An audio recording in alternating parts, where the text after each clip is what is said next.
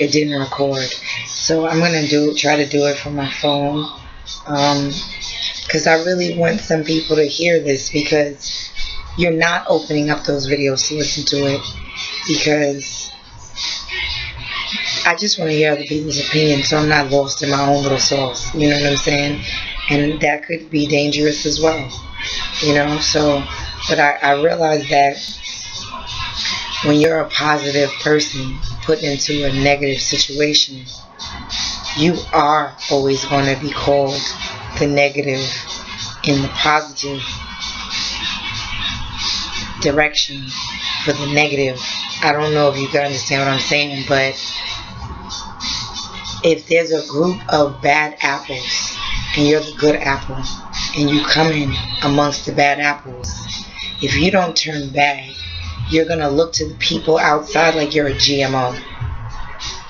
And you might not be. Maybe all the other bad ones was the GMO.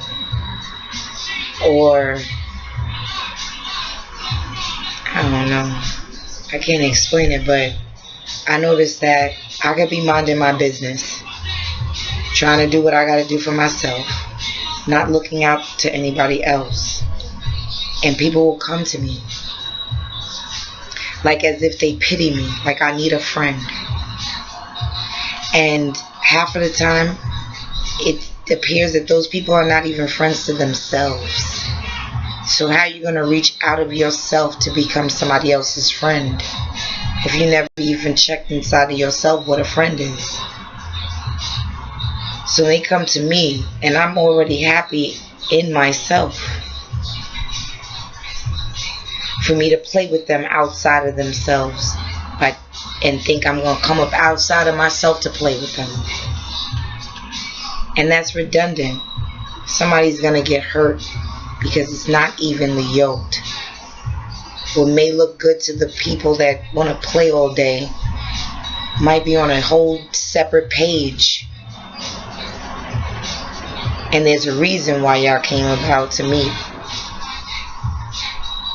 But who is more powerful in the lesson? Or else who just couldn't get through to the next person that was supposed to, that needed to just move on? Because you was born by yourself. The only person that was in that room was your mama and the doctor that don't know you and probably never seen you after. Alright, so I wanted to play a little bit of this lady. I don't know if you can hear her because I think it's a beautiful thing, because she got it, and it explains why I'm not. You could call me mean and a bitch or whatever the heck comes out of your mouth to label me, but I know how I feel inside, and that's just an extension of who you are off to the side. And yes, sometimes I sit and I talk about a lot of stuff because I hate it. It's something in me I feel I defeated. Why do I have to go play it for somebody else? So yes, I'm going to talk up about it. I'm going to say something about it. That's just me. And I whatever. But I just want to play a little bit because I love it. It's fresh. And most people are not going to open up these videos because she's a church goer. You know what I'm saying? But where did we all start at one point? Because we wasn't handed all this stuff we know right off the gate. We weren't. Anyway, I just want to share this.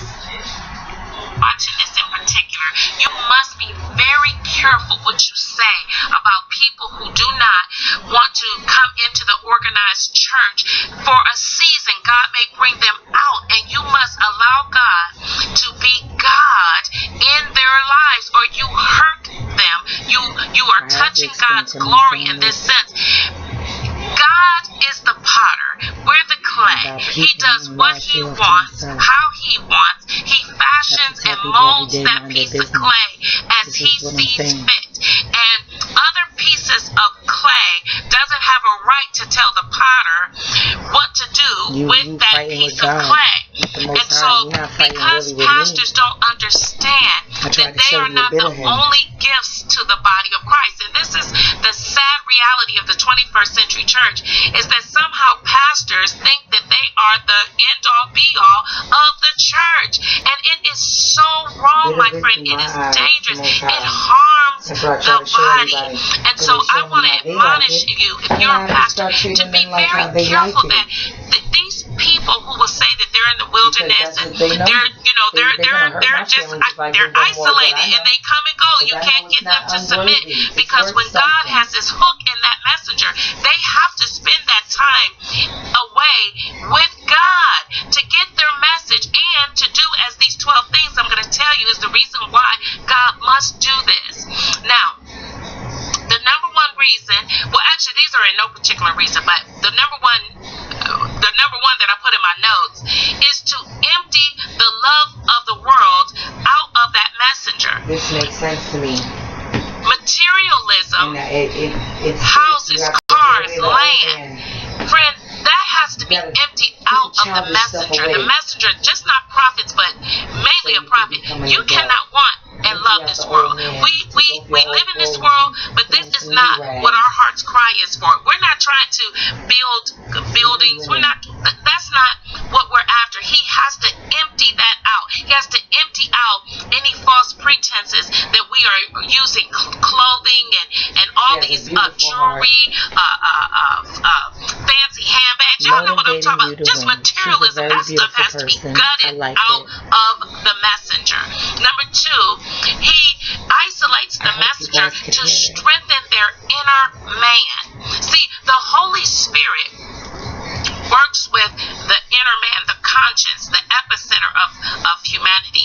Once he is welcomed into the heart via Christ, the inner man has to be strong enough, just like John the Baptist. The Bible says that his spirit waxed strong, and God allowed him to stay in isolation for that purpose, to get him strong enough that he could herald that message that had never been heard, to repent. And he started talking about a kingdom and how there's one greater than him coming. I mean, he was speaking to a religious system that was in place for centuries probably, and he had to be strong enough in his inner man, his epicenter, his core. When the mind is getting away from you and you're asking a lot of questions and you don't quite kind of feel where you're at with God, that spirit man will still navigate you into his will.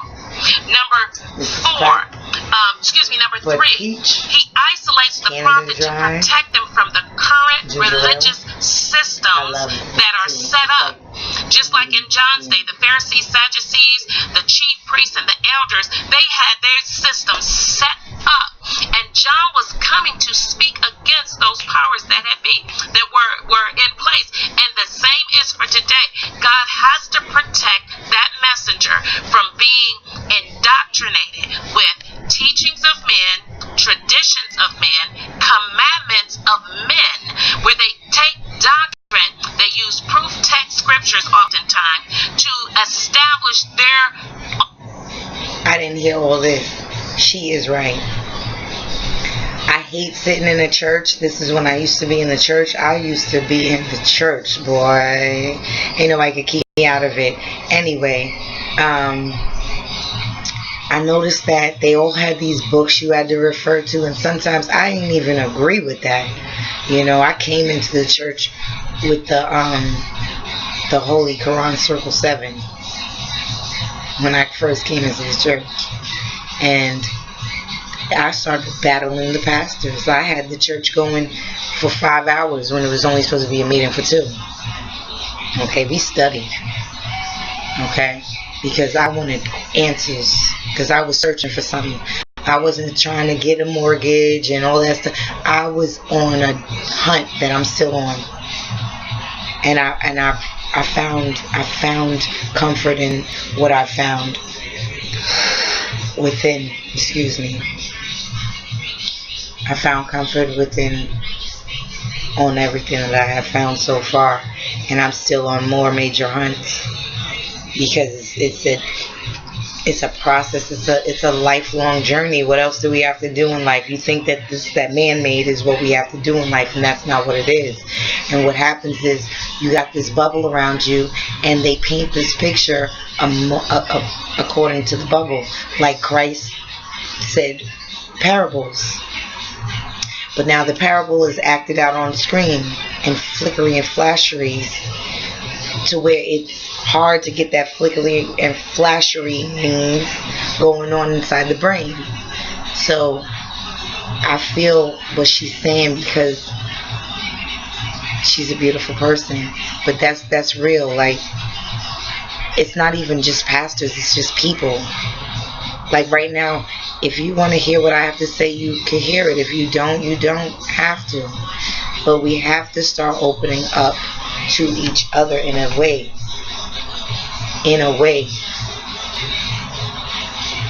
We can't be hiding how you really feel. Sometimes you don't even know a person and you feel a certain way. Why? Because you don't know them. It's all this stuff is redundancy.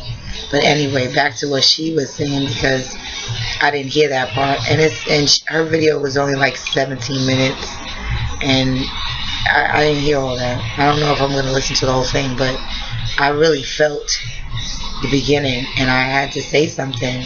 Like me listening to Eileen Bay last night, Dr. Eileen Bay. That elder is wonderful. He is amazing. Like, the video was named Amazing because he is breaking it down to everybody so you could understand how to get with the program of your life. You know what I'm saying? I don't know. It's a beautiful thing. It's fresh. And it's like washing your body in the morning and at night and during the day. It's just like totally washing your body because your spirit engulfs that. It is that. What is going on in the spirit inside?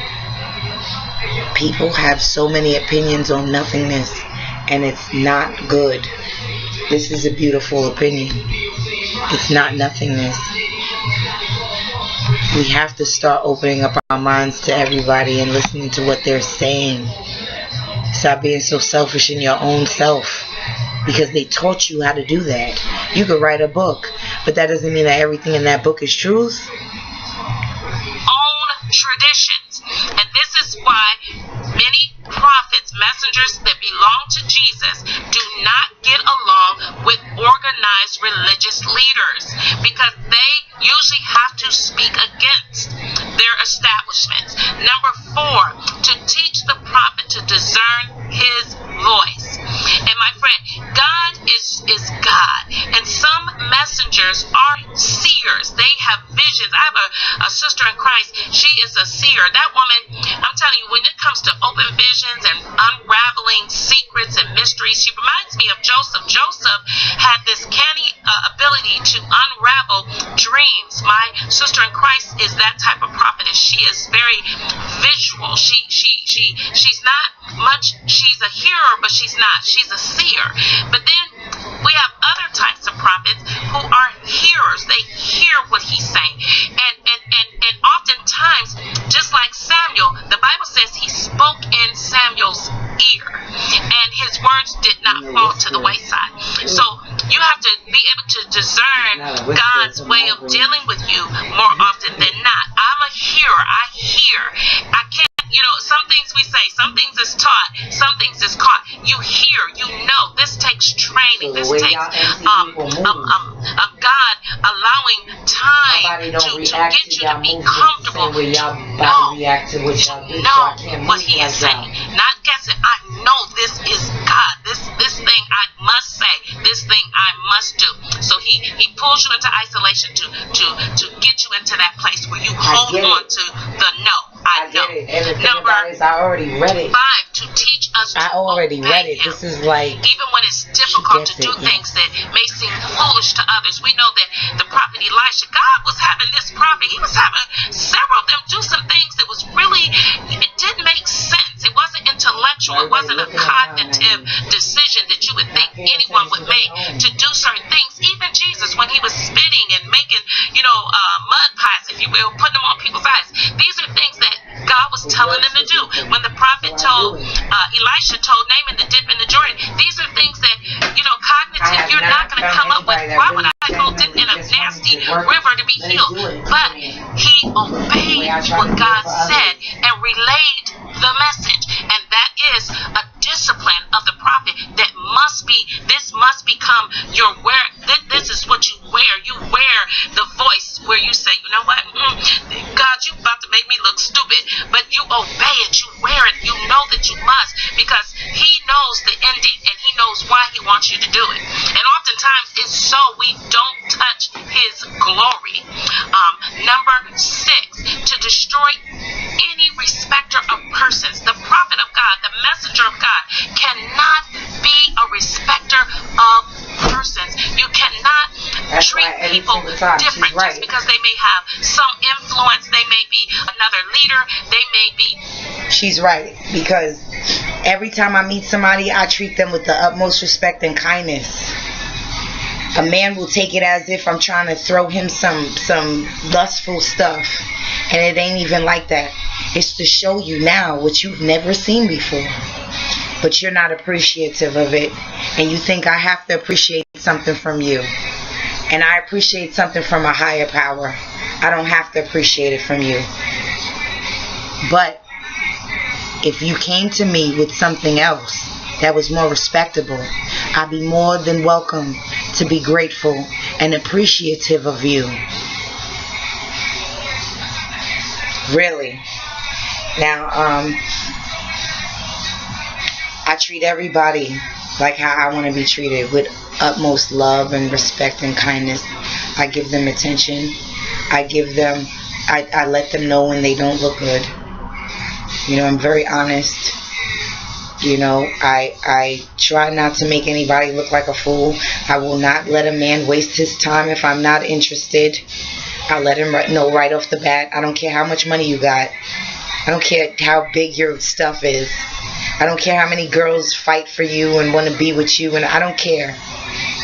That should be neither here nor there if me and you got along and we were on a flow. Excuse me. It is what it is, and it's not going to be what it's not going to be. But we still good with it. That's something that people need to get about, instead of, let me try to manipulate this into that. Or let me try to do this for me and not give a fuck about how the next person feels. That's whack. She's right. She has a beautiful spirit motivating you to win.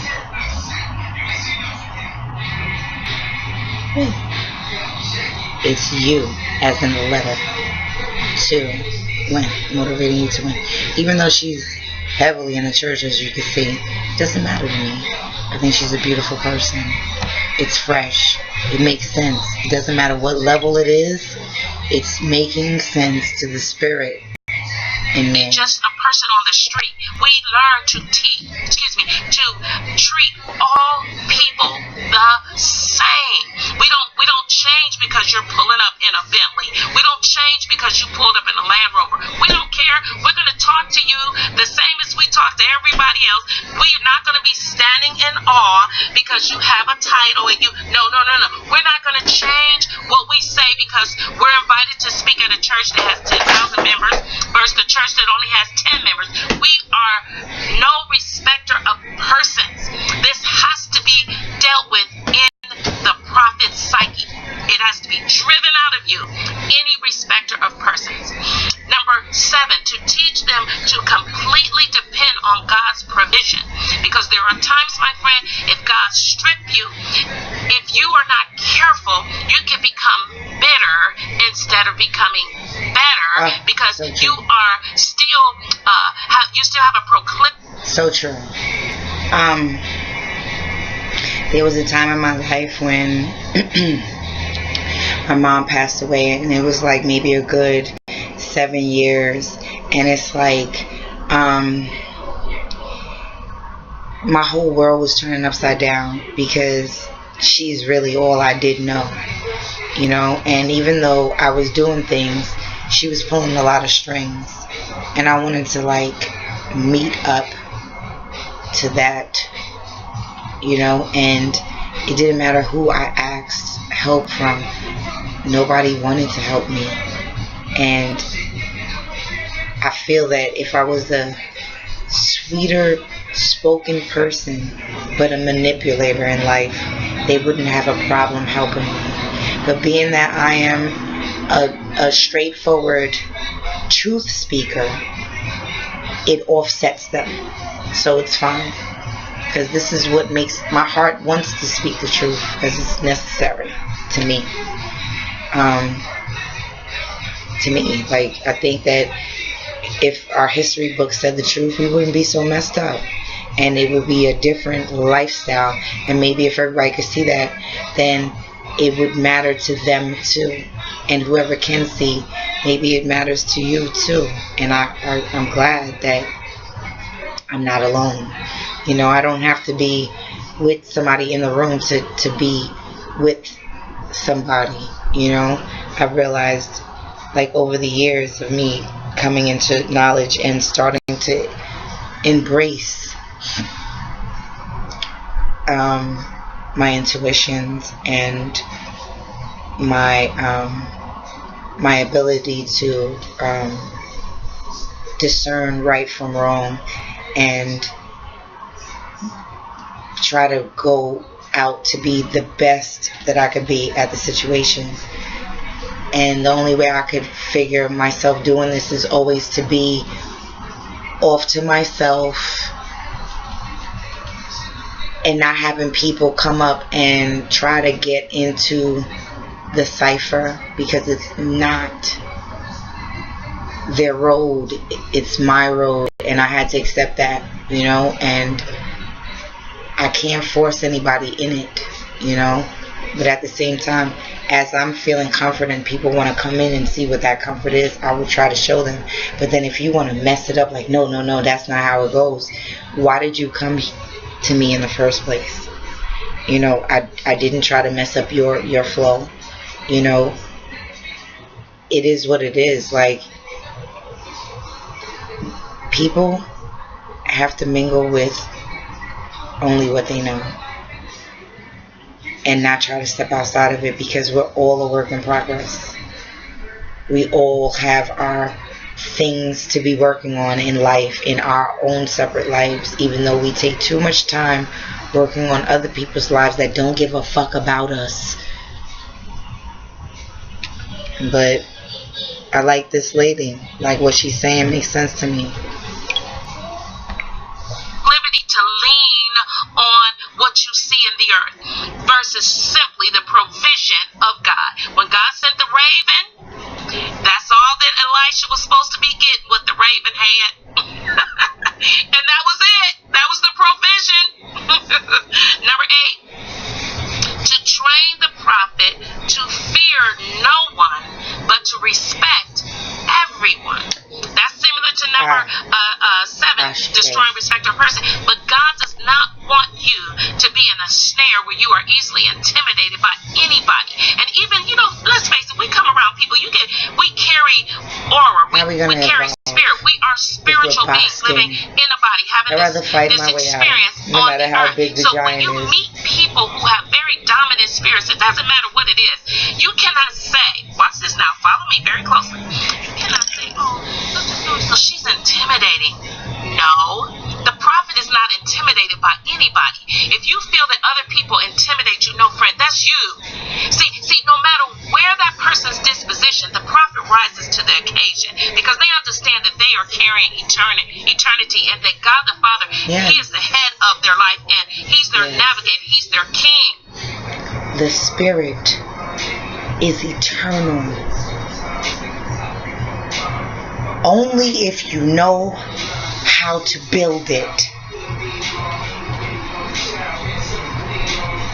If you are depleting somebody else's spirit, best believe you are reaping the benefits you put out into that person's spirit as well.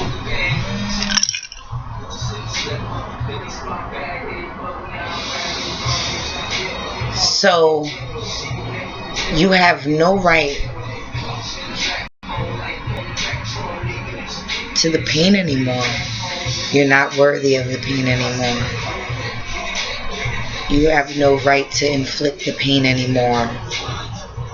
you're not the Most High, and you don't want that pain you're inflicting on that next person, so why do it? Therefore, I fear no one. So when you are easily intimidated, my friend, you are weak in spirit. That's why God leaves you in that desert, so you'll stop blame shifting and saying that everybody else is, stronger than you, because that's pretty much what you're saying. Everybody else is a little more than I am. No, there's no victim mentality for the prophet. Number and even 9, though they may think it is, no, I'm letting you know what's going on. See, some prophets, I won't say each of us, but some groups of prophets carry different burdens. There are certain burdens that come strictly from God's heart, depending on the state of the union, if you will. If there's more sin in certain regions, those prophets may end up bearing down in spirit these things that are more predominant in this region or area. So you have to understand the burden of God. See, for me, I carry the burden about tradition. I carry that. I carry the burden about traditions. This is my burden I carry for our Lord. Let me say this.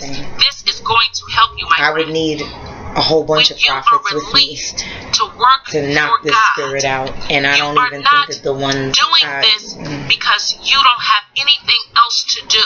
The messenger has laid down his or her life. And we are treading for the souls of men.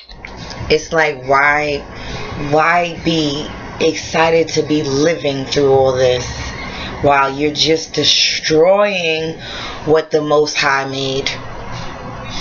Why be in extra celebration living this shit with you? Fucking manipulators and vampires and flesh eaters. I understand what she's saying. It's like you want to make a change so bad that you're going to say the truth. No matter how much it hurts the next fucking person. Because the hurt should change you.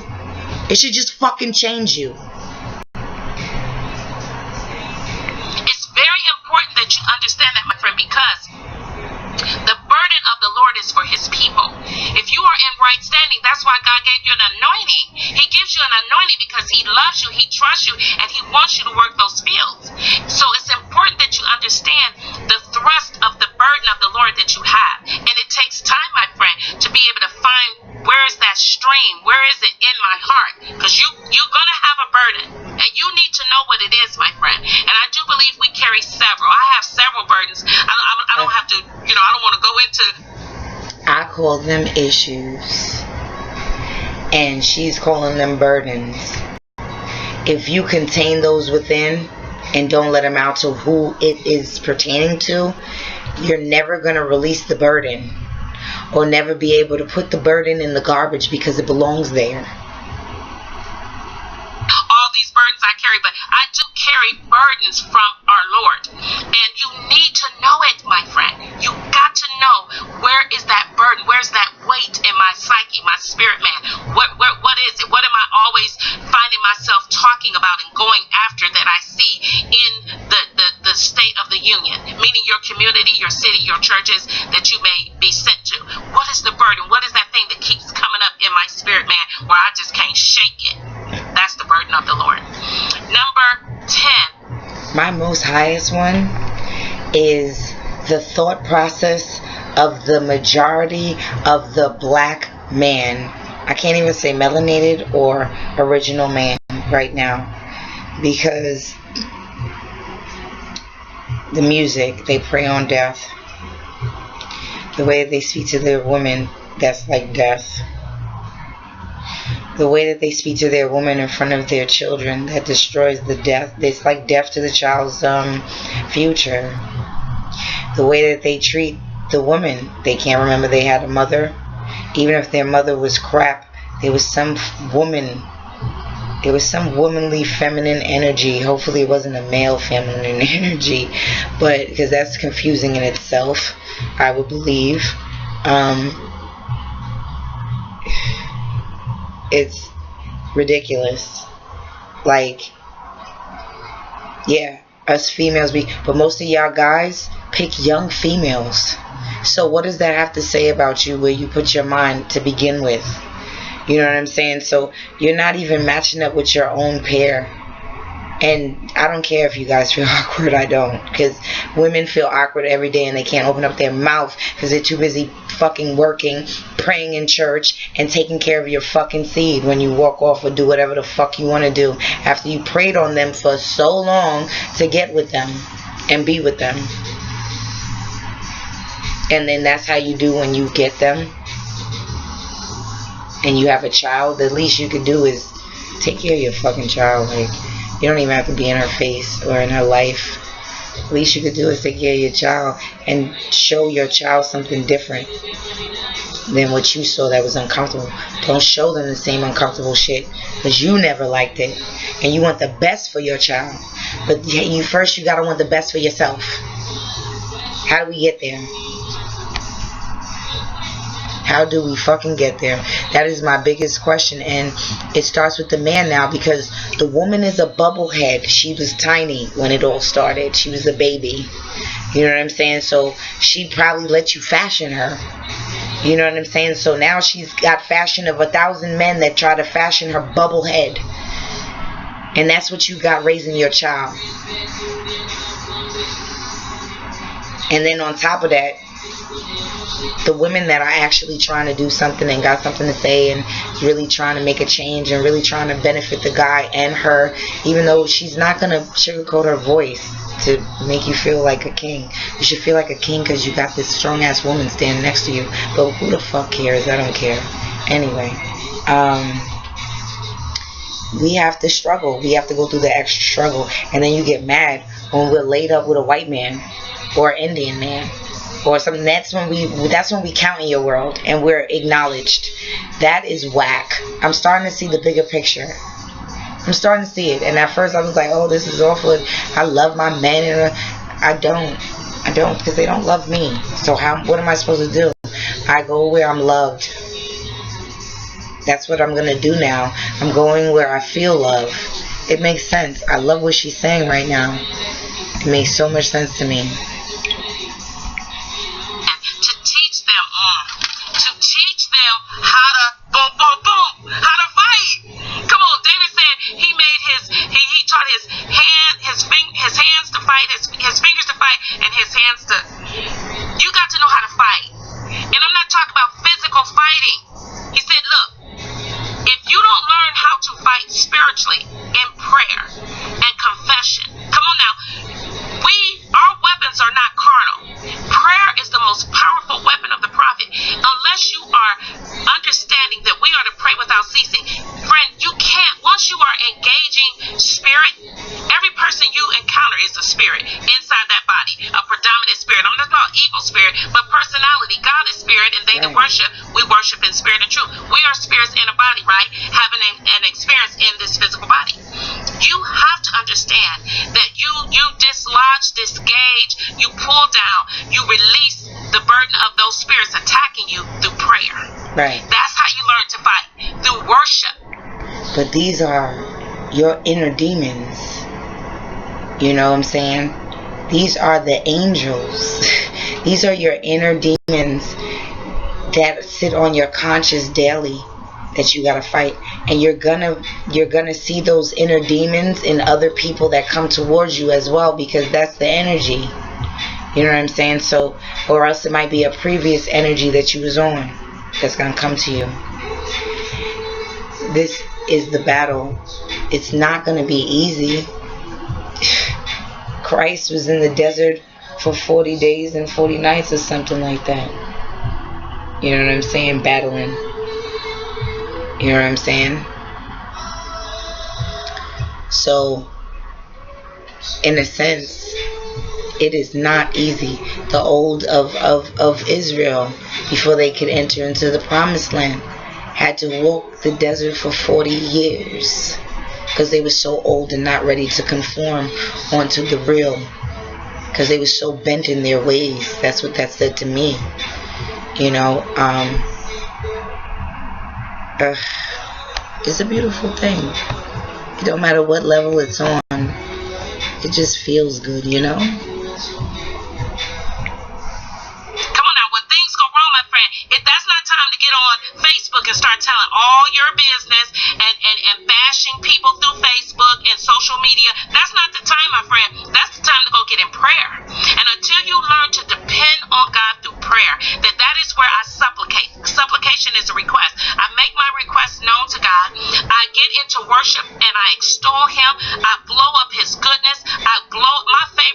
I see God. My favorite shoes, I see my dad. Because the Bible says that the pure in heart shall what? See God. We shall see him in what?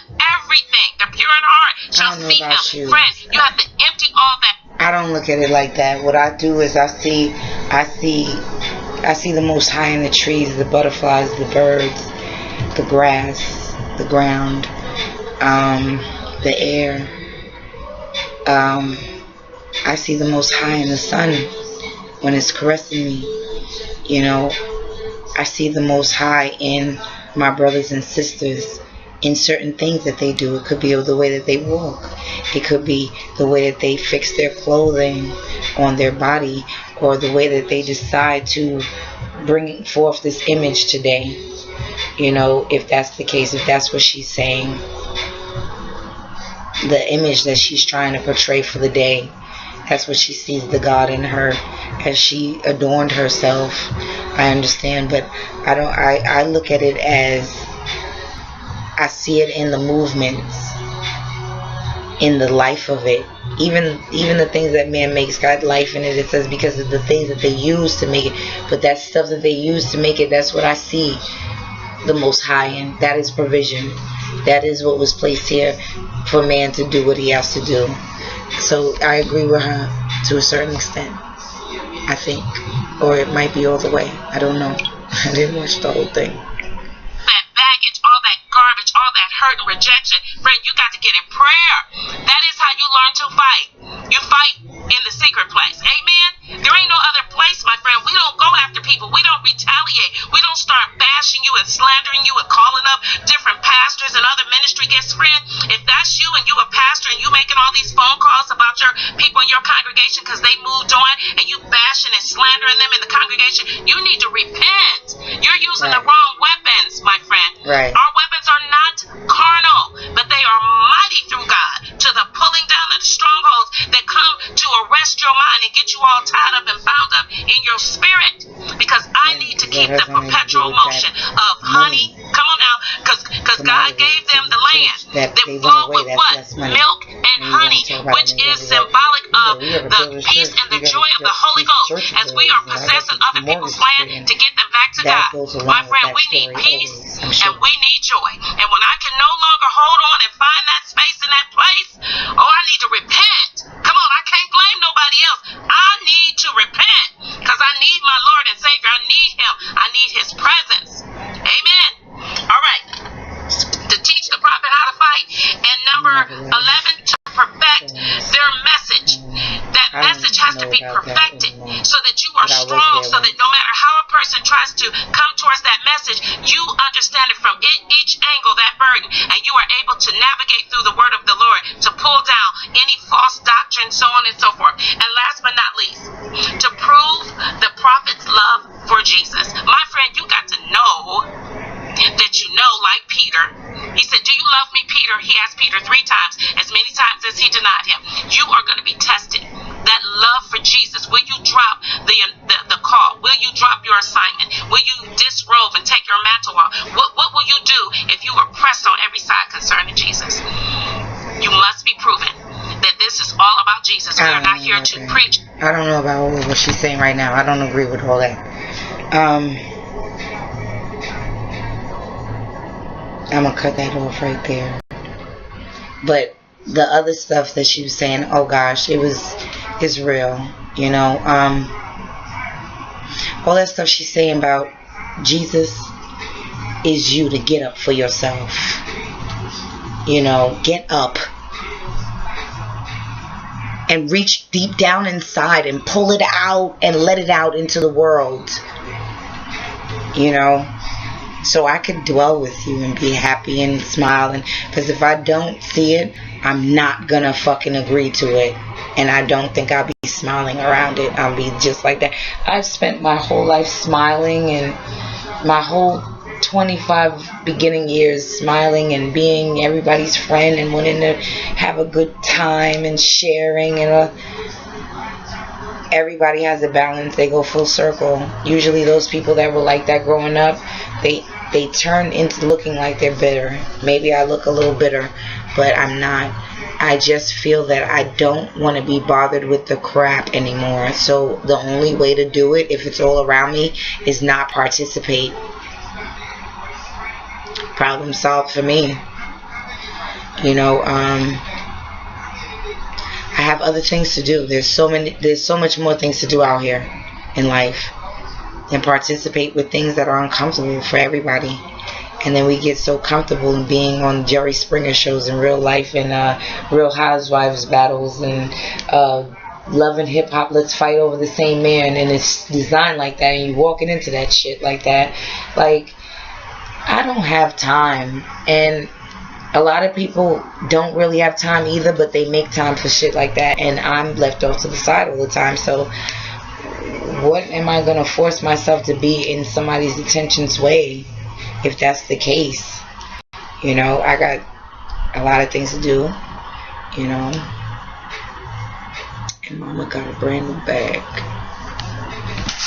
And love, light, peace, happiness, good direction, positive energy, life learned lessons of truth. I wish that for everybody that watched this all the way through and that just watched a little bit or just looked at it and said, what is that? I want that for all of you, so I could get along and I could deal with y'all and get to know y'all and love y'all as much as I love myself, as much as I love nature, you know, and share, because sharing is important.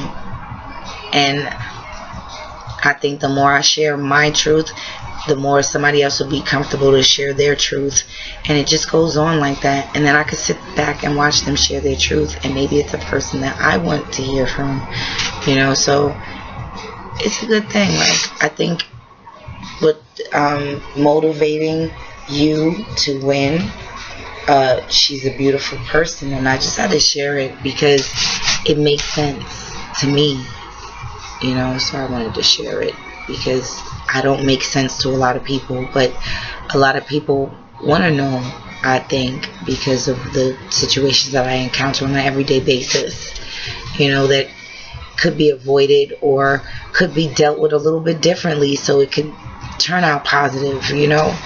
I don't know. I'm not a big deal. I'm just like you. But at the same time, I got thoughts in my head that may not be just like you. And we have to agree to disagree in life. Or that's the best thing, because I was born in this show and you were born in that show, and we're all trying to get to the truth of what life is, our particular lives. We're not going to ever get to what the big picture is, I don't think, because we are not even trying to be there, trying to understand that, in my general opinion. Some are, and I love you guys because I want to be right there with y'all all day, because I am too. But as a mass, not here in the United States of America, not here in the United States of America.